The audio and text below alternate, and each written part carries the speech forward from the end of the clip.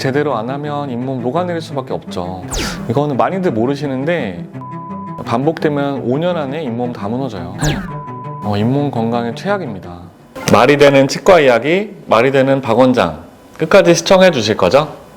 안녕하세요. 말이 되는 박 원장 구강외과 전문의 박민우입니다. 오늘은 어떤 주제를 들고 오셨나요? 이번 영상은 잇몸 녹는 습관에 대해 알아보려고 하는데 괜찮으실까요, 원장님? 잇몸병 환자가 안 오시면 어떡하죠? 네, 걱정이긴 한데 첫 번째로 잇몸 녹는 습관은 잘못된 양치질인데요. 평소에 양치질을 소홀히 하면 치아와 잇몸 사이에 플라그나 치석이 쌓여서 세균이 번식하기 쉬운 환경이 되고요. 염증이 생기는 잇몸병, 치주염이 생길 수 있고, 이러한 염증에서 나온 물질들이 잇몸 살과 잇몸 뼈를 흡수시키게 되면서 잇몸이 쭉 내려가서 치아가 길어 보이거나, 더 심하면 잇몸 뼈가 흡수돼서 잇몸이 녹아내리는 것처럼 줄어들고 치아가 흔들리게 되죠. 그래서 이렇게 입안에 세균으로 인한 문제, 잇몸병이 생기지 않게 하려면 제일 기본적인 게 바로 양치질이거든요. 그래서 우리 입안에는 원래 세균들이 많이 살고 있어서 이런 세균을 막 약을 먹거나 뭐 어떤 걸 써서 완전히 박멸한다, 이런 것들은 불가능한데, 이런 세균의 농도를 좀 줄여서 최대한 나쁜 세균이 잘 자라지 않게 수를 낮추고 씻어내고 닦아내고 할 수 있는 거는 물리적으로 하는 양치질밖에 없어요.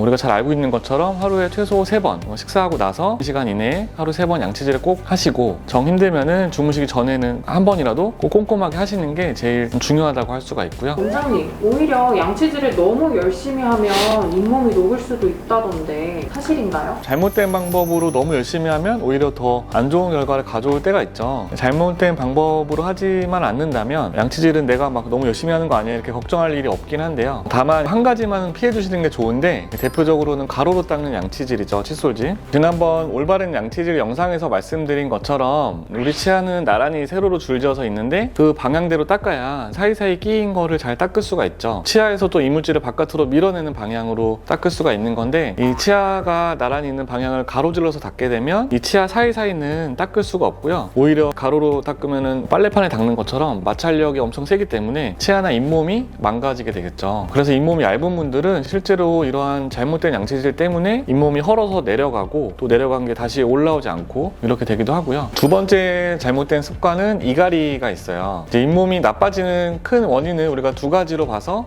세균하고 치아에 잘못된 가해지는 힘, 치아에 잘못된 힘이 많이 가해질 때도 잇몸이 녹아내릴 수가 있어요. 우리가 양치를 좀 잘해야 된다, 입안에 충치균이건 잇몸균이건 세균을 없애야 된다는 거는 익히 잘 알고 있어도 많은 분들이 잘못된 힘, 씹는 힘에 의해서 잇몸이 망가진다는 거는 미처 생각 못 하셨을 수 있어요. 대표적으로 치아에 가해지는 나쁜 힘 중에 하나가 이갈이인데요. 이갈이는 정말 백해무익해서 수면의 질을 떨어뜨리기도 하고, 턱관절에 무리가 돼서 턱관절염을 생기게 하기도 하고, 또 치아와 잇몸 건강에도 치명적일 수가 있어요. 이를 소리나게 가는 것뿐만 아니라 이를 꽉 물고 있는 것도 포함이 되는데요. 치아를 꽉 물고 가는 동안 치아에 정말 과도한 압력이 가해지고, 이 압력이 잇몸과 치아를 지탱하는 뼈에 부담을 줘서 잇몸뼈를 흡수시키고 잇몸이 녹아내리는 잇몸 퇴축을 유발을 할 수가 있습니다. 비슷하게는 마른 오징어 같이 딱딱하고 질긴 음식을 먹을 때도 치아에 과한 압력이 가해질 수가 있는데요. 치아가 부서져 내리지 않기 위해서는 잇몸 건강을 생각을 하셔서도 이러한 음식은 가급적 피해 주시길 권장드립니다. 세 번째는 또 나왔네요. 이놈의 담배는 정말 진부할 수도 있지만 어쩔 수가 없습니다. 흡연은 건강에 정말 백해무익한 습관이라고 하죠. 특히 그 중에서도 잇몸에 나쁜 거는 여러 번 말씀드린 적이 있었는데요. 미국의 치주학회, 잇몸을 연구하는 그런 학회에 따르면 흡연자가 비흡연자에 비해서 이러한 잇몸병이 걸릴 확률이 2배에서 6배까지도 높게 나왔다고 해요. 많은 담배를 피우는 분들은 입안이 담배에서 나온 화학 물질로 끈적끈적하게 느껴질 정도인데, 당연히 세균들도 그런 끈적한 환경을 좋아할 수밖에 없겠죠. 또 담배 속에 들어있는 화학 물질은 그 자체가 잇몸의 혈관을 수축시켜서 잇몸으로 가는 혈액순환을 방해하고 잇몸에 필요한 산소나 영양분 같은 공급을 원활하게 할 수 없게 하거든요. 저는 사실 흡연을 하지 않기 때문에 이렇게 좀 더 편하게 말씀드리는 것도 있겠지만, 또 흡연하시는 분들은 이러한 단점을 아시고도 흡연을 할 수밖에 없는 이유가 있을 수도 있을 것 같아요. 완전한 금연이 도저히 힘드시겠다면 최대한 줄이시는 게 좋고,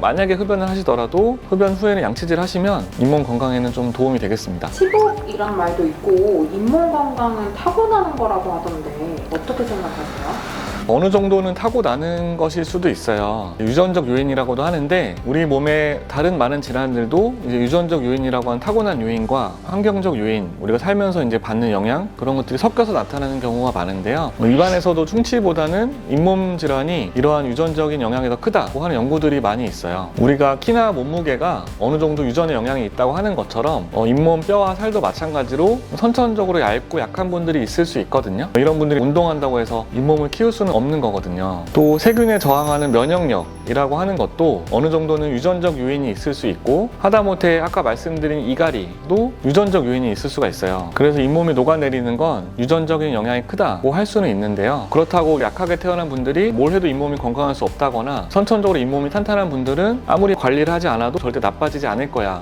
라고 하는 건 아니니까요. 잇몸 관리는 누구에게나 필요하다고 할 수가 있겠습니다. 그럼 이미 녹은 잇몸을 회복할 수 있는 방법은 없는 거예요? 방법은 있죠. 다만 좀 많이 어려울 뿐이죠. 또 약간 진부한 얘기가 될 수 있지만 한번 녹은 잇몸을 회복하는 것보다 지금 상태에서 잇몸이 녹아내리지 않게 막는 예방이 훨씬 쉽습니다. 시간, 비용, 통증 다 비교할 수 없을 정도니까 앞에서 말씀드린 잇몸 녹아내리는 습관들이 있으시다면 꼭 바로잡으시는 것이 좋겠고요. 잇몸에 세균으로 인한 염증이 있는 경우는 잇몸 치료라는 걸 해서 잇몸을 깨끗하게 건강하게 만들어주면 잇몸이 어느 정도는 다시 회복이 되는 경우도 있고요. 또 치아가 힘을 덜 받도록 해주는 이갈이 장치 같은 걸 써서 과도한 힘을 막아주면 회복이 되는 경우도 있고요. 또 치아 뿌리에 엠도게인이라고 하는 특수한 약을 발라줄 수도 있는데, 결과가 좋은 경우는 잇몸이 녹아있던 부위에 잇몸 뼈가 다시 자라 들어와서 치아에 결합이 되기도 해요. 또 입안의 다른 부위에서 잇몸을 떼어와서 부족한 곳에 이식을 시켜주는 잇몸 이식 수술을 할 수도 있긴 하고요. 또 요즘에는 흔히 연어주사라고 잘 알려진 PDRN이라는 조직 재생 성분을 잇몸에 적용시키는 시도들도 좀 활발하게 이루어지고 어느 정도 효과를 보고 있다고 알고 있어요. 다만 이러한 방법들은 적용이 되어서 효과가 있는 경우가 굉장히 한정적이고, 앞서 말씀드린 예방에 비해서는 훨씬 더 많은 시간과 비용, 통증이 있을 수밖에 없기 때문에 잇몸에 있어서는 예방이 최고의 치료 방법이다 라는 걸 명심하시면 좋겠습니다.